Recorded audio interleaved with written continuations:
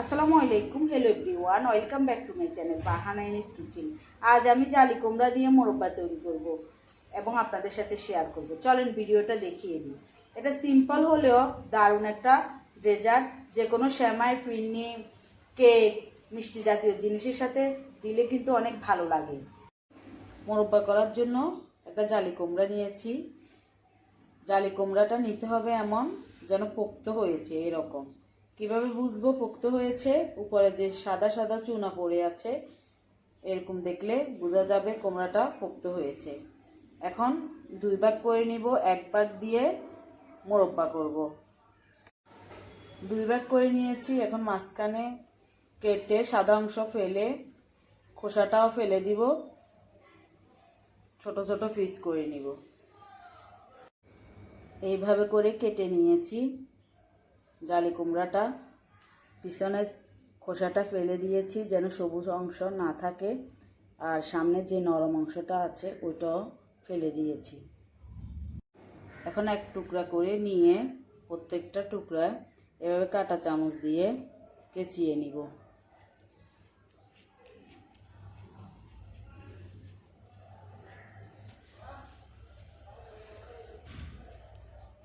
আর খেজুরের যে কাঁটাটা আছে, যদি হাতের কাছে থাকে ওইটা দিয়েও করে নিতে পারে।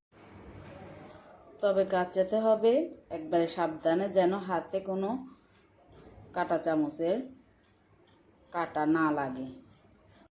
হাতের কাছে জালি কুমড়া না থাকলে পেঁপে দিয়েও এইভাবে মোরব্বা করে নিতে পারে।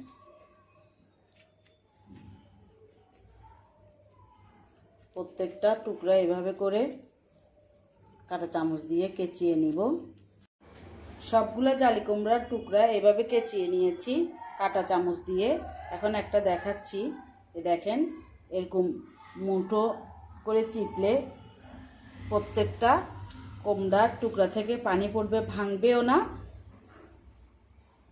কোনো কিছু হবে না। এইভাবে করে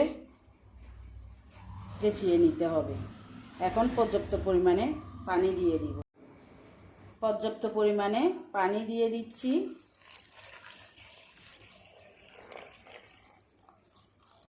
পর্যাপ্ত পরিমাণে পানি দিয়ে প্রত্যেকটা টুকরো ভিজিয়ে দিয়েছি। এখন এখানে আধা টিস্পুন চুন দিয়ে দিব। চুনগুলা দিয়ে পানির সাথে মিশিয়ে দিব। পানির সাথে মিশিয়ে 8 থেকে 10 ঘন্টা ভিজিয়ে রাখবো। আমি যতটুকু পরিমাণে কুমড়ার টুকরা নিয়েছি ততটুকু পরিমাণে চুনগুলা পারফেক্ট হবে। এর চেয়ে অতিরিক্ত দিলে খেতে কিন্তু ভালো লাগবে না। ঢাকনা দিয়ে ঢেকে রেখে দিব। প্রায় 10 ঘন্টা পর আবারও ফিরে আসলাম। চুনের পানিতে ভিজিয়ে রাখার জন্য কুমড়ার টুকরাগুলো অনেক শক্ত হয়ে গিয়েছে। এখন ভালো করে পরিষ্কার পানি দিয়ে ধুয়ে নিব, যেন চুনের কোনো গন্ধ না থাকে, কোনো স্মেল না থাকে। পরিষ্কার পানি দিয়ে ভালোভাবে ধুয়ে নিয়েছি কুমড়ার টুকরাগুলা। এখন চুলার পাশে চলে যাব। চুলাটা ধরিয়ে একটা ফ্রাই প্যান বসিয়ে দিয়েছি। ফ্রাই প্যানে কিছুটা পানি দিয়ে দিয়েছি। পানিগুলা বলক আসা পর্যন্ত অপেক্ষা করব। পানিগুলা ফুটিয়ে এসেছে। এখন যে চাল কুমড়াগুলো রেখেছি দিয়ে দিচ্ছি। দিয়ে 10 মিনিট পর্যন্ত অপেক্ষা করব। 80% সিদ্ধ করে নিব।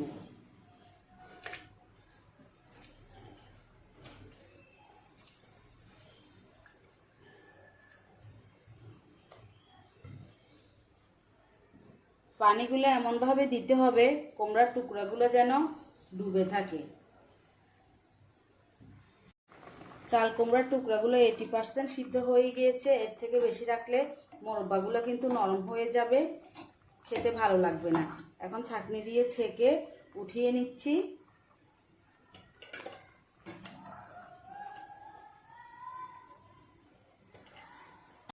কুমড়ার টুকরাগুলো চুলা থেকে নামিয়ে আমার সুবিধার জন্য আরও একটু ছোট করে নিয়েছি।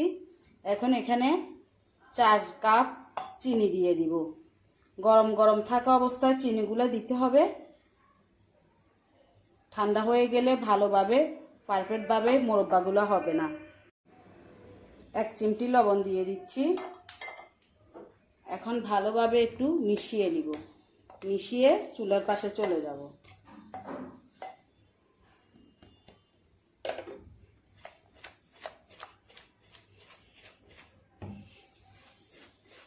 কুমড়ার গরমে চিনিগুলা কিন্তু গলে যাবে, চাইলে 2 থেকে 3 মিনিট অপেক্ষা করতে পারেন। চুলাটা ধরিয়ে আবারও ফ্রাই প্যানটা বসিয়ে দিয়েছি। যে কুমড়াগুলো চিনি দিয়ে মেখে রেখেছি দিয়ে দিচ্ছি। চুলার হিটটা একবারে লোতে দিব, অতিরিক্ত জাল দিলে পুড়ে যাবে, কালারটাও নষ্ট হয়ে যাবে, খেতেও ভালো লাগবে না। কুমড়ার টুকরাগুলা ফ্রাই প্যানে দেওয়ার পর 2 টুকরা দারচিনি, 2টা এলাচ একটু মুখ ফেটিয়ে নিয়েছি দিয়ে দিচ্ছি। চুলার হিটটা একবার লোতে দিয়ে আস্তে আস্তে মোরব্বাগুলা তৈরি করে নিব। খেয়াল রাখবেন জাল কোনো রকমে বাড়িয়ে দেওয়া যাবে না, বাড়িয়ে দিলে মোরব্বাগুলো পুড়ে যাবে, খেতেও কিন্তু ভালো লাগবে না। চিনির শিরাগুলো শুকিয়ে গিয়েছে, মোরব্বাগুলোও পারফেক্টভাবে হয়ে গিয়েছে। চুলাটা অফ করে দিব। অফ করে একটা একটা করে নিয়ে এক্সট্রা যে শিরাগুলো আছে এগুলা ঝরিয়ে নিব।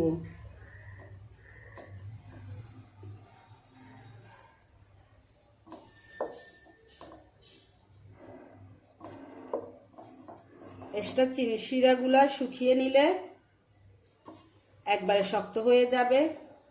আলাদা আলাদা করে রেখে দিতে হবে যেন একটার সাথে একটা না লেগে যায়। এইভাবে করে রেখে দিয়েছি 2 ঘন্টা পর্যন্ত। এক্সট্রা যে চিনি শিরাগুলো আছে ওগুলো ঝরিয়ে নিয়েছি। এখন একটা প্লেটে নিয়ে পরিবেশন করে আপনাদেরকে দেখাবো। এই মোরব্বাগুলো কাঁচের জারে রেখে দিলে 5 থেকে 6 মাস পর্যন্ত সংরক্ষণ করে রেখে দিতে পারবেন, আর নর্মাল ফ্রিজে 1 বছর পর্যন্ত সংরক্ষণ করে রাখতে পারেন। মোরব্বাগুলো উপরে ক্রিস্পি হলেও ভিতরে কিন্তু অনেক রসালো। একটা কেটে দেখাচ্ছি,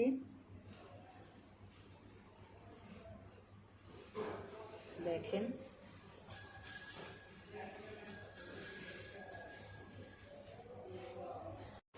আশা করি আমার এই মজার জালি কুমড়ার মোরব্বা রেসিপিটা আপনাদের ভালো লেগেছে। ভালো লাগলে একটা লাইক দিতে ভুলবেন না।